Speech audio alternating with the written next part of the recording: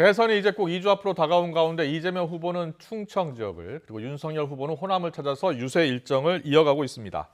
대선일이 점점 더 가까워지면서 후보들 간 네거티브 또 폭로성 공세도 위험 수위에 이르고 있습니다. 노동일 경희대 교수, 최창렬 용인대 교수와 함께 오늘의 정치권 주요 이슈 자세히 짚어보겠습니다. 어서 오십시오. 안녕하세요. 네, 안녕하십니까. 먼저 이재명 후보 이야기 해볼까요? 이재명 후보 오늘 중원 공략에 나섰습니다. 역대 대선 때마다 사실 캐스팅 보트 역할을 했던 곳이 충청 지역이었는데요. 사실 윤석열 후보도 이것을 많이 신경 쓰고 있는 것 같은데 노무일 교수님은 어떻게 보셨어요? 이재명 후보가 충청 지역을 찾았습니다. 역대 선거에서 뭐 충청에서 승리하는 사람, 네. 특히 충북에서 승리한 후보가 다 승리했다는 그런 이제 일종의 충남 충북 중에 있죠. 충북입니까? 예, 충북이라고 특히 그렇다고 얘기합니다. 네. 뭐 그만큼 관심 지역이긴 하죠. 그렇기 때문에 중원이 중요하다는 건 당연하고요. 예. 또 영호남으로 상당히 갈려진 상황에서 충청은 항상 캐스팅 보트 역할을 해왔습니다. 네. 그러니까 뭔가 좀 쏠리는 쪽으로 많이 쏠리는 이길 사람에게 몰아주는 그런 이제 스윙 보터 성격이 있기 때문에 중요하고요. 또 이재명, 윤석열, 이재명 두 후보 모두 뭔가 연고가 있지 않습니까? 예. 뭐 아시다시피 이제 이재명 후보는 처가가 그렇죠. 충북이라고 하고요. 예. 뭐 윤석열 후보는 또 공주가 부친 고향이고 예. 그 일간에 또 뭐 집성촌이 있었다고 하고요. 그렇기 때문에 뭔가 좀 연고가 있어서 공략할 수 있는 여지가 다 있는 거거든요. 네. 그러니까 어느 한쪽으로 확 쏠리기보다는 이번에 뭔가 좀 나누어지는 것 아닌가 하는 그런 생각도 그렇게 들어서 예상하시는군요. 좀 더 관심을 가져야 할 지역인 거죠. 예, 이재명 후보는 이제 충청의 사이다 이렇게 이야기하고 있고 윤석열 후보는 충청의 아들이다라고 이야기하고 있는데 충청 민심은 어떻게 움직일 것 같습니까? 무엇을 보고 움직일 것 같습니까? 그래서 충청이 보면요, 예. 이게 어느 한쪽으로 완전히 치우치지 않아요. 지금 네. 항상 캐스팅 보터라는 게 그래서 그런데 충청 지역의 현재의 의석 분포를 봐도 예. 어느 한 당이 완전히 치우쳐 있지 않습니다. 그렇죠. 예. 예.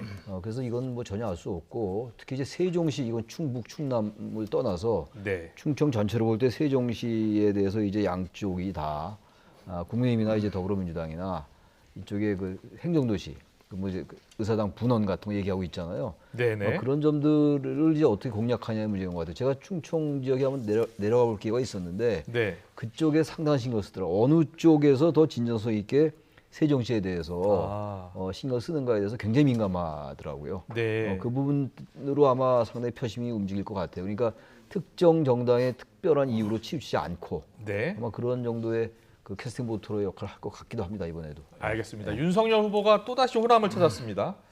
최근 이제 국민의힘이 호남 득표율을 30%까지 이렇게 높여 잡았습니다. 목표를요. 계속해서 호남 지역을 찾고 호남에 구애하는 모습인데 오늘은 동학혁명 정신을 언급했어요. 왜 이 동학혁명 정신을 언급했을까요? 그래서 어쨌든 지금 이제 호남이 예. 어쨌든 일관적으로 보수 정당의 불모지였었다. 예. 뭐 다 아는 얘기죠. 네. 아는 얘기고 특히 또 10.5%를 받은 박근혜 전 대통령이 가장 높은 득표를 했다는 거 아니겠습니까? 예. 2012년 대선 때 이제 그 득표를 넘을 수 있을까가 이제 가장 중요한 그런 부분인데 네. 이번에는 아마 그 국민의힘 측에서도 그렇고 또 제가 현지에 가보니까 광주에 가보니까 그쪽에서도 상당히 호의적인 반응을 보이는 게 상당히 많더라고요. 네. 윤석열 후보도 마찬가지지만 특히 이준석 대표가 되기 전부터 정치 생활하면서 광주에 굉장히 공을 들였다는 거예요. 현지 가보니까. 예. 근데 몰랐던 부분인데 네. 우리가 이제 이 수도권에서는 잘 관심이 없지만 현지 방송에 굉장히 많이 출연했다는 거예요. 굉장히 많이 출연하고 그리고 또 현지에서 어떤 사람들과 많이 어울리고 최근에 나왔던 무슨 광주 무슨 복합 쇼핑몰 그것도 그냥 나온 게 아니라는 거죠. 그 바닥 민심을 상당히 잘 알고 있는 이준석 대표의 머리에서 나온 것이다. 이런 얘기들 하더라고요. 예. 그래서 상당히 좀 관심을 가지고 이번에 지지율을 뭐 심지어 25% 30% 얘기하니까 실제 투표장에서는 어떨지 모르겠지만 예. 과거보다 높을 것이다. 뭐 그런 생각을 하고요. 최 교수님은 어떻게 보세요? 그 수도권 민심도 함께 노린 전략이다 이런 전문가 분석이 있던데요. 호남 민심을 잡고 동시에 호남 민심에 영향받는 수도권 민심도 영향을 미칠 수 있다 이렇게 보더라고요. 되게 역대 선거에서도 보면 예. 호남 현지에 사시는 분들도 있고 네. 또 호남이 고향이면서 이제 수도권에 사시는 분도 많거든요. 그건 예. 호남 지역만 그런 건 아니에요. 충청도 그렇고 경상도도 다 그렇겠죠. 마찬가지, 예. 영남도 마찬가지 하는데 특히 호남 지역의 그 표심의 향배가 수도권에 영향을 좀 끼치는 것 같아요. 네. 미친다고 생각합니다. 그래서 예. 그 그 분석은 괜한 분석은 아닌 것 같고 네. 호남에서 만약에 윤 후보가 20% 이상, 지금 뭐 이제 물론 국민의힘은 30%까지 이제 목표로 하긴 하는데 네. 그래서 그건 뭐 하나의 목표니까 적어도 네. 20%를 넘는다면은 수도권에도 영향을 준다고 생각을 합니다. 예, 알겠습니다. 지지율이 박빙인데요. 이재명 후보가 노무현 문재인 대통령 지지자들의 마음을 알지 못한 게 정책으로 가장 아픈 부분이다 이렇게 표현을 했어요. 또 친문복심 윤건영 의원도 이 후보가 진심 어린 사과를 했다 이렇게 지지를 호소하고 이게 강성 친문 지지층의 마음을 돌리기 위해서다 이런 이야기들이 나오고 있거든요. 어떻게 보셨어요? 이재명 후보의 어떤 그 진영 내에서의 네. 과제가 두 가지 있다고 생각합니다. 진영 내에서. 그러니까 뭐 진보층 또는 민주당 지지층에서 지금 말씀하신 대로 이제 친문, 친노의 지지자들이 네. 이재명 후보를 완전히 지지하지 못한 그런 부분이 있고 또 한 가지는 이제 호남에서 유권자들이 과거 민주당 후보보다 진보 진영 후보보다 이재명 후보를 많이 지지하지 못하고 있는 그런 것이 있는 거죠. 예. 그러니까 첫 번째 이제 친문 진영에서의 그 지지가 완전히 쏠리지 못하고 있다고 하는 것은 문재인 대통령의 지지율보다 낮은 그런 이재명 후보 지지율이 지금 보여주는 거죠. 예. 일단은 이제 호남도 그렇지만 또 친문 진영의 모함을 완전히 이제 그야말로 구애하는 그게 있는 거죠. 지금 말씀하신 대로 네. 2017년 경선 지금도 이제 여러 가지 토론했다 기억하지 않습니까? 예. 이재명 후보야 이제 지금이나 그때나 워낙 말을 잘하고 또 토론을 잘하니까 문재인 후보를 거세게 몰아붙였던 그런 거 지금 다 기억하지 않습니까? 예. 문재인 후보의 좀 답답한 그런 반응을 유도했던 그런 것을 보니까 아마 이 부분은 일단 친문 진영의 어떤 마음을 일단은 하려고 구애하려고 하는 얻으려고 하는 그런 이재명 후보의라고 봅니다. 그러니까요. 이재명 후보 같은 경우는 2017년 경선 때 얘기를 합니다. 과도하게 문 후보를 비판했었다. 여러분도 자신을 좀 아픈 손가락으로 받아줬으면 좋겠다라고 했고 좀 전에 서른 의원도 지금 와서 보니까 참 억울하겠다. 참 미안한 생각도 든다라면서 이제 지원 사격에 나선 모습입니다. 어느 정도 영향을 받을까요? 글쎄요, 전통적인 민주당 지지층들이 예. 아직 마음을 완전히 열지 않은 것 같아요. 그 이재명 후보가 민주당 후보이긴 합니다만 기존의 어떤 전형적인 전통적인 어떤 정당 정체성 있는 유권자들과는 좀 거리가 있게 느껴진 거죠. 예. 이른바 이제 민주당을 지지했지만 이재명 후보의 지지에서 이탈한 사람들, 이 네. 유권자들을 어떻게 끌어오느냐, 예. 이게 굉장히 관건일 거예요. 그러니까 아마 이재명 네. 후보로서는 정말 뼈 아플 겁니다. 아마 지금 이 친문 지지자들의 지지를 온전히 다 흡수하지 못하고 있기 때문에 지금 우리 노 교수님 말씀처럼 문재인 대통령의 지지율보다 이재명 후보의 지지율이 낮잖아요. 지금 네. 계속 이런 부분들이 이제 문제일 텐데 글쎄요. 최근에 이제 바로 그렇기 때문에 이제 정치 보복 프레임을 가지고 국민의힘을 공격하는 거 아니겠어요? 정치 보복 프레임은 바로 이제 대통령을 보호하기 위해서 문재인 대통령을 보호할 사람은 자신이다라고 얘기하는 거거든요. 그러니까 그 부분 친문 지지자들을 끌어들이기 위한 하나의 프레임으로서 정치 보복 프레임을 얘기했던 거거든요. 예. 그러니까 그런 부분들이 어느 반 맥힐지 모르겠어요. 실제로 일부 여론조사에서는 좀 그 영향이 좁혀진 나타나고 면이 있다라고 나타났었죠. 분석을 그래서 이제 하더라고요. 예. 근데 저는 지금 친문 지지자들이 지금은 완전하게 마음을 주지 않는다 하더라도 예. 막상 투표일이 다가오면서 전 친문 지지자들의 결집은 충분히 가능할 것 같아요. 예. 그래서 그 부분은 국민의힘으로서 상당히 유의 있게 볼 대목이라고 생각합니다. 선거 가 가까울수록 예. 알겠습니다. 그리고 윤석열 후보가요. 오늘 목포에서 고 김대중 전 대통령을 언급했습니다. 김대중 전 대통령을 자주 언급하고 있어요. 요즘에는요. 그러면서 민주당 정권에서 DJ DNA는 자신에게 더 담겨 있다 이렇게 주장을 하고 나섰는데 과거 역대 이 보수 정당 후보가 김대중 전 대통령이나 노무현 전 대통령을 이렇게 자주 언급했던 사례가 있었나 이게 기억이 잘 안 나거든요. 어떻게 보셨어요? 저도 기억이 없습니다. 예. 특히 그 김대중 대통령을 자꾸 언급을 하고 네. 더더구나 그 생가인 하이도까지 갔다는 거 아니에요. 예. 이것은 아마도 이제 그 국민의힘 내부에서도 여러 가지 설왕설래가 있었던 얘기 같아요. 예. 아니 지금 1시가 급한 그런 금쪽 같은 시간에 네. 거기까지 지금 쾌속선으로 뭐 가도 1시간 반 걸린다는 거죠. 예, 목포에서. 예. 그러니까 그런 시간이 되느냐라고 이렇게 얘기할 정도로 반대가 있음에도 불구하고 네. 윤석열 후보가 그걸 강행했다는 겁니다. 예. 그만큼 이제 김대중 전 대통령의 어떤 뭐 요즘 말 많이 나오는 유지를 받들겠다는 그런 정도의 뜻이라고 보여지고 예. 어느 정도 호남 그 밑바닥 민심에는 상당히 영향이 있지 않은가 싶어요. 네. 그래서 그런 것들이 이제 있고 말씀에 그 정신을 자꾸 언급하는 것은 지금 현재 민주당 구성원, 예. 이런 진보 진영 구성원도 여러 가지 있지 않겠습니까? 네. 옛 민주당 계열 의원들도 있고 김대중 대통령과 함께 정치를 했던 예. 그런 사람도 있고 또 그 이후에 이제 이른바 586들이 이제 주력을 이루는 그런 상황에서 민주당 지지층과 민주당을 좀 갈라치게 하려는 뭐 그런 것이라고 생각이 되고요. 네. 진심으로는 그야말로 어떤 진보 진영의 생각이 또 함께 그 포용하겠다 이런 것을 생각이 들 텐데 일단 전략적으로는 뭐 그렇게 좀 가리려고 하는 네. 뭐 그런 것도 이제 포함되어 있다고 생각이 됩니다. 실제로 호남 민심에도 영향을 미칠까요? 저는 김대중 전 대통령의 생각까지 방문했다고 하는 것은 예. 조금 전에 말씀드린 그런 어떤 광주 복합 쇼핑몰이라고 하는 바닥 민심을 그 뜯겨하는 것처럼 조금은 영향이 있지 않을까 싶습니다. 네. 광주 호남 민심이 조금 바뀔 수 있다고 보는 게 꼭 이제 이 지금 윤석열 후보가 김대중 전 대통령 생가를 방문하는 거 아니더라도 예. 다시 뭐 지난 얘기입니다만 김정인 비대위원장 전 네. 비대위원장이 광주 민주화운동 사과하고 그리고 박근혜 전 대통령 탄핵에 대해서 사과하고 이런 것들이 없었어요. 예. 보수 정당 어쨌든 그쪽은 아예 제껴놨다 시체말로 제껴놓고 예. 아예 그냥 포기하고 했는데 이번에는 그렇지 않았거든요. 그때부터 어쨌든 국민의힘이 조금씩 국민들에게 지지율이 올라가기 시작했거든요. 정당 지지율도. 예. 거기서 이제 발동이 된 거, 시동이 걸린 것이고 아까 말씀처럼 윤 후보가 과거의 보수 정당 후보들과는 달리 상당히 공을 들이고 있어요. 네. 여기에서 물론 상당히 높은 지지율을 받을 거예요. 이재명 후보가. 예. 단지 현재 여론조사로만 볼 때는 과거 민주당 계열 후보들보다 이재명 후보의 지지율이 높진 않아요. 호남에서 지지율이. 네. 그래서 상당히 압도적으로 많이 갈 거예요. 그렇다 하더라도 저는 글쎄요. 모르겠습니다만 호남에서의 지지율 득표율이 윤 후보에 대한 득표율이 과거 보수 정당 후보들보다 상당히 높을 것 같아요. 예. 알겠습니다. 이런 가운데 대장동 의혹 공방이 다시 재점화됐습니다. 특히 이제 TV 토론에서 이재명, 윤석열 두 후보가 격렬하게 충돌을 했는데요.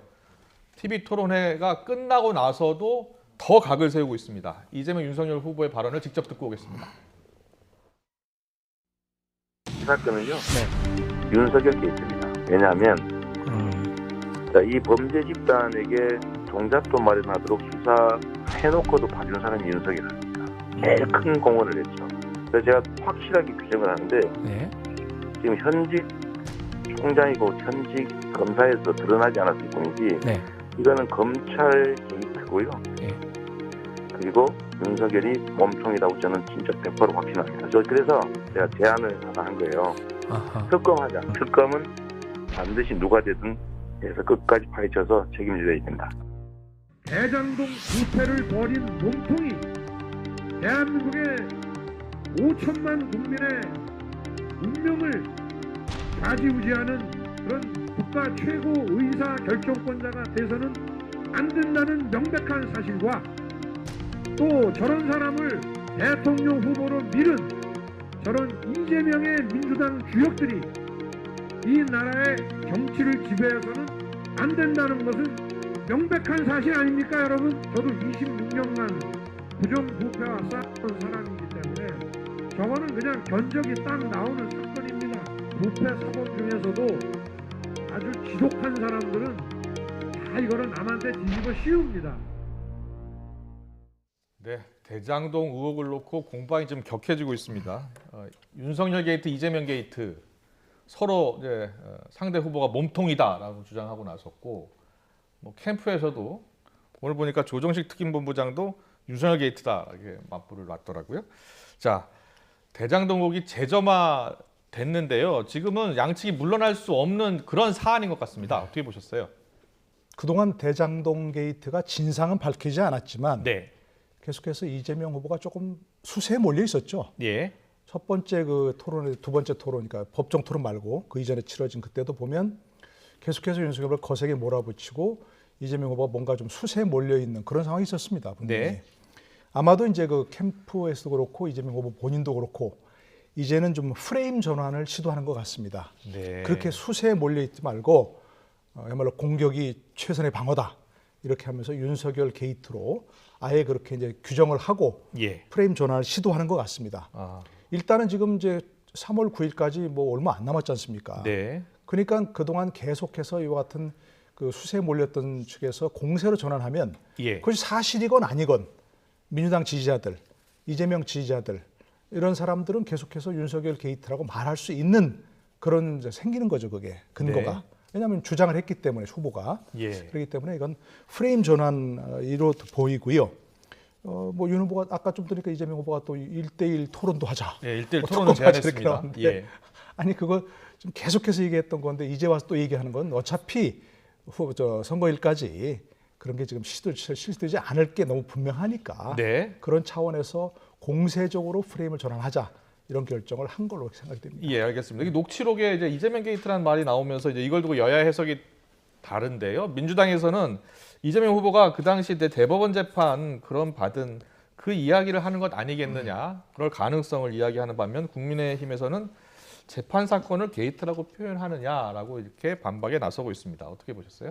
그래서 저 거기서 우선 이제 민주당의 핵심 당직자가 네. 선대본부에 아주 중요한 직책에 있는 분이 그 의원이 이재명 게이트라는 거는 그 나왔는데 그 이재명 게이트라는 얘기가 나오니까 이제 이재명 후보는 토론회 때 그저께 토론회 예, 때 예. 그 말에 책임지고 사퇴할 수 있느냐 이렇게 이제 윤 후보에게 얘기했잖아요. 근데 네. 아무튼 그 강훈식 의원이 그 얘기를 했는데 네. 이재명 게이트란 말은 게이트가 이제 문 아니에요 이렇게 예. 문을 지킨다 입구를 지킨다. 네. 이재명 후보가 지킨다라는 의미였다라고 얘기를 하는데 그래서 그건 좀 그런 의미는 아닌 거 아니에요? 게이트란 말은 그렇게 안 사용돼 있잖아요. 예, 그만큼 이제 아무튼 방어하기 위해서 많은 얘기를 하는 건데 저도 일단 이 부분은 공격형 방어로 이제 전환한 거예요. 예. 방어를 전환한 건데 글쎄요 이건 워낙 이제 양쪽의 주장이 다르고 또 이 대장동 개발 사건의 의혹에 대해서는 워낙 갈래가 많습니다. 지금 50억 클럽도 네. 있고 무슨 아까도 조재현 대법관 그분 얘기도 나오고 해서 뭐 기자회견도 했습니다만 예. 그 얘기 이따 하겠습니다만 아무튼간에 근데 저 사건의 핵심이 이거라고 해요. 저는 초과 이익 환수가 왜 이렇게 안 됐는가? 네. 초과 이익 환수 조항이 왜 빠졌는가? 예. 그 과정 경위 그리고 공공이 물론 성남시가 많은 부분을 환수했습니다만 어떻게 그렇게 민간에게 과도하게 많은 이익이 돌아갔는가 배당 이런 게 네. 그 특혜는 왜 가능했던 것인가? 그게 초과 이익 환수 조항이 빠진 것과 관련이 있겠죠.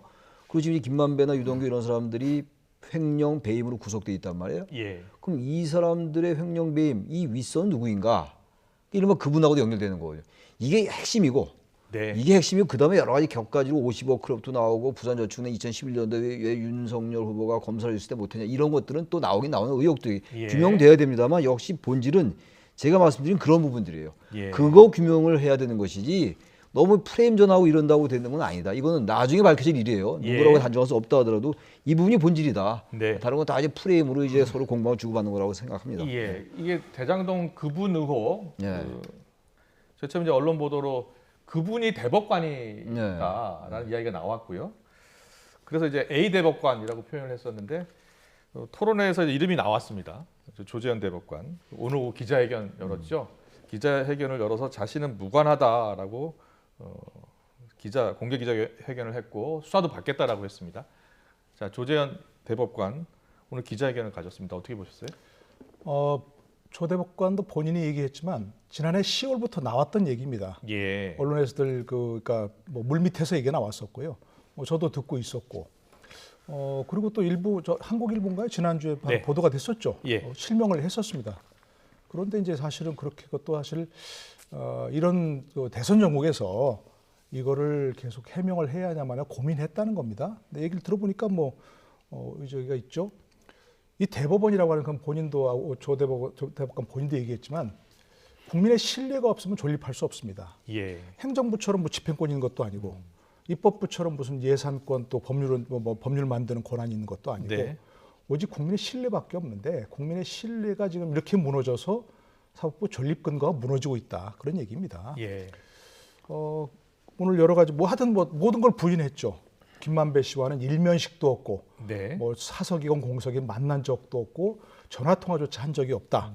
그리고 뭐 그분 따님이 지금 50억짜리 빌라에 살고 있다고 이렇게 얘기한 그거 김만배 씨의 녹취록에 나와 있는 뭐 그런 것도 있는데 본인 딸이 두 사람 그러니까 위로 두 예. 딸은 이제 결혼했지만 한 사람은 이제 서울에 살고 있고 한 사람은 죽전에 살고 있다. 그래서 그쪽에 사는 혹시 물어봤는데 그것도 전혀 아니다. 어쨌든 모든 의혹을 부인한 거죠. 19개의 녹취록에 도대체 어떤 이야기들이 숨어 있는지 잘 모릅니다. 일단 언론을 통해서 계속 나오고는 있는데 19개의 녹취록이 다 나와야지 제대로 알 것 같고 또 검찰이 수사를 지금 진행하고 있기 때문에 어느 정도 알고 있을 것 같긴 하거든요. 녹취록 얘기가 이게 이제 간헐적으로 자꾸만 이렇게 공개되잖아요. 네, 일부 내용만 지금 일부 내용만 공개되고 맥락은 알 길이 없고 보도되고 또 그것을 유권자들은 시청자들은 또 우리 국민들은 그렇구나 또 알 수밖에 없고 예, 그 예. 당에서 얘기하는 쪽으로. 예. 이거 알 수가 없어요. 녹취록을 아예 전문을 공개하든가. 네. 그리고 아까 잠깐 지나간 얘기입니다만 저는 그 이재명 후보하고 윤석열 후보하고 이 대장동 관련해서 1대1 토론 한번 했으면 좋겠어요. 1대1 토론 양쪽이 다 하자는 거 아니고 그럼 딱 2시간만 하면 되는 거 아닌가요? 네, 네. 그거 딱 시간 내서 해야 될 것 같아요. 이렇게 예. 서로 주장이 다르고 대법관이 이렇게 기자회견 해가지고 대선을 앞두고 하는 건 아까 조재현 대법관 본인 얘기처럼 네. 이례적이고 처음 있는 일이거든요. 그 정도로 이 사건에 대한 규명이 필요하다. 알겠습니다. 반드시 최창일 이때 좀, 교수님은 1대1 토론해서 좀 했으면 좋겠어요. 예, 그 판단은 국민들이 하는 거죠. 이제. 모든 걸 예. 보여주고 판단을 맡겨보자 이렇게 제안을 하셨습니다. 지켜보겠습니다. 그리고 단일화 이슈로 좀 이야기해 보겠습니다. 단일화가 지금 사실상 무산된 것 아니냐라는 관측이 훨씬 많은데요. 그런데 이준석 국민의힘 대표 안철수 대선 후보의 기싸움은 점점 사실 감정 싸움으로 흐르고 있습니다. 오늘 나온 양측의 발언을 듣고 오겠습니다. 국민의당 관계자들이 안철수 대표의 의사와 관계없이 우리 측 관계자에게 네. 안철수 대표를 접게 만들겠다는 등의 제안을 해온 것도 있습니다. 삼국지에 보면 이제 미방과 부사인, 뭐 범관과 미방은 장달 이런 분들이 있거든요. 배신자들 말하는 네, 거죠. 지금 굉장히 시끄럽게 떠드는 사람 중에 하나니까요. 좀 예. 조용히 하시길 기대하겠습니다. 네, 그렇기 때문에 통큰 합의라는 거는 통 큰 사람 둘이 만나서 해야지만 통큰 합의가 되는 거지. 통 큰 사람과 속 좁은 사람이 만나면은 그거는 복장 터지고요. 국민 경선을 하면 저는 제가 질 확률이 훨씬 더 많다고 봤습니다. 그렇게 생각하시지 않습니까? 그럼에도 불구하고 많은 국민들께서 원하시는 방향이라 저는 그렇게 제안을 했습니다. 근데 오히려 일주일 동안 이제 아무런 대답도 없이 오히려 가짜 소문들만 퍼뜨리면서 아예 존재를 지운다고 할까요? 예, 터뜨리시죠? 예, 그러시면 되는 건데 왜 자꾸 그렇게 하시는지 알 수가 없네요. 오늘 앞부분에 이준석 대표 라디오 인터뷰 내용인데요. 안철수 후보가 이런 이야기를 했습니다. 국민의당에서 먼저 제안을 해왔는데 그 제안이 뭐냐면 안철수 접게 하겠다 그런 제안이 있었고 그런 제안을 한 사람이 지금 시끄럽게 떠드는 사람이다라고 이야기를 했어요. 지금 누군지는 모르고요. 근데 이준석 대표가 이 시점에 왜 이런 말을 했을까요? 그 말도 그 말이고 네. 이 대표는 이 단일화를 안 바라는 것 같아요. 아무리 예. 봐도. 단일화를 원치 않는 물론 것 같다. 전략적으로 그렇게 하는 것일 수도 있어요. 예. 근데 전략적이라고만 보기에는 발언이 너무 수위도 높고 네. 지금 이거는 그쪽에 배신자가 있으니까 거기서 단속하는 얘기 아니에요? 네. 그런 상태에서 어떻게 단일화가 논의가 진행될 수 있겠어요? 예. 물론 지금 이제 지난주 20일 날 단일화가 결렬됐잖아요. 그날 오전에 윤 후보하고 안 후보하고 통화가 있었다는 거 아닙니까? 예, 예. 만나려 했다가 이제 안 됐다는 건데 실무자를 만나서 얘기하자 이런 게 통화 뭐 배경을 놓고도 서로가 달라요. 서로 달라요. 또 그 예. 내용도 다른데 아무튼 통 큰 사람과 속 좁은 사람이 만나면 속 좁은 사람이 안 후보라는 얘기 아닙니까? 이런 예. 얘기 할 필요가 없는 거거든요. 그 지난번에도 그 유지를 받들어서 완주하겠다 그랬더니 돌아가시 전에 유서 안 썼는데 유지를 어땠습니까? 아니냐 그러는데 그건 안 후보로서는 정치적 수사예요. 네. 뜻을 받들어서 하겠다라는 건 당연히 그냥 받아들일 수 있는 얘기인데 그걸 또 굳이 유서를 썼니 안 썼니 이렇게 얘기를 하고 네. 저는 안 후보 뭐 그렇지는 않겠지만 이 대표가 이거 오히려 이 단일화를 안 바라는 게 아닌가 네. 아주 평면적으로만 생각한다면 아. 그래서 이런 만약 정말 단일화를 바란다면 이런 발언 좀 자제할 필요가 있을 거고 저는 그래서 네. 이번 주말쯤에 예. 양쪽에 무슨 어떤 접촉이 있어서 단일화의 불씨가 좀 살아나지 않을까라는 게 제 예측이에요. 네. 모르겠어요. 제 예측이 틀릴지 말지 모르겠는데 예, 예. 이렇게 완전히 무산된다고 보기는 아직은 좀 이르지 않느냐 그렇게 생각합니다. 그러니까요. 지금 일단 발표된 양측의 입장만 보면 절대 단일화가 없을 것 같거든요. 그런데 또 전문가분들은 단일화는 살아있다 이런 이야기를 많이 하는데 노동열 교수님은 어떻게 보세요? 문이 닫혔다고 일단은 보이죠. 네, 문이 다 이렇게까지 얘기했는데 뭐 서로 단일화하겠다 이렇게 한 거 참 우스운 얘기죠. 그렇죠. 국민들이 예. 보기에 저게 무슨 정치에 저게 뭐야 예. 이렇게 얘기할 수밖에 없는데 또 정치란 건 또 문이 닫히면 창문도 있다고 생각하는 게 정치니까 예, 그렇게 해야 상상력이 있는데 예. 이 단일화 주제가 굉장히 피곤한 겁니다. 매 선거마다 나오잖아요 이게. 그러니까요. 매 대선마다 나와가지고 선거 본질과 관계없는 것 네. 가지고서 국민들의 선택을 자꾸 이렇게 방해하는 그런 주제거든요 이게. 네. 예, 그만했으면 좋겠는데 예. 더더구나 지금 이준석 대표는 모르겠어요. 저 최창렬 교수님 말씀처럼 본인이 원하지 않는 건지 네. 아니 무슨 전략적 고려가 있는 건지 아니 뭐 사자 그거 해도 뭐 사자 필승론 신사자 필승론인지 네. 이거 도대체 이해할 수가 없거든요. 예. 아니 뭐 어떤 분들 얘기하는 것처럼 정말 이준석 대표는 예전부터 이게 나왔던 것이 정말 윤 후보의 당선을 바라지 않는 건지 어떤 건지 종잡을 수가 없어요. 네. 그리고 전 국민의힘에 좀 얘기하고 싶어요. 예. 아무도 거기는 어른이 없나요? 아, 후보가 이런 그러니까 모르겠어요. 후보도 이준석 대표의 발언을 참 잘한다, 네. 잘하고 있다.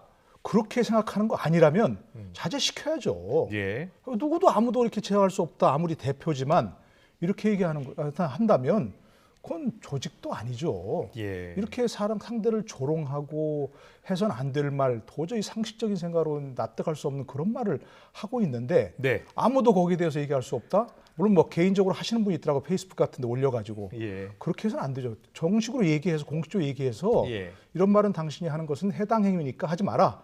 이렇게 좀 제어가 돼야 될 텐데 아무도 그걸 제어하지 못한다는 저는 이건 조직의 어떤 논리로도 맞지 않다 생각합니다. 그렇군요. 알겠습니다. 저희가 이제 여러 가지 이슈가 많은데 한 가지 이슈를 좀 더 짚어보고 가겠습니다.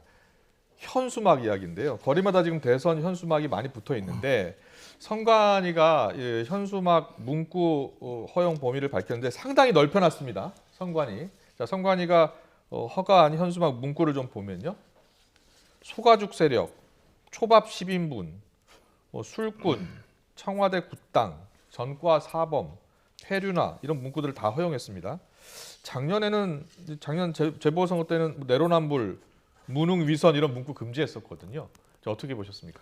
그래서 이 문제 가지고 또 이제 지난 보궐선거 때는 왜 엄격하게 하더니 이번엔 또 왜 이렇게 하느냐. 예, 예. 그게 또 일부 얘기로는 민주당에 치우쳐서 그런 거 아니냐. 예. 정부 여당에 유리하게 하려고 하면서 비난도 나오더라고요. 근데 저는 그 오해라고 생각이 드는데요. 예.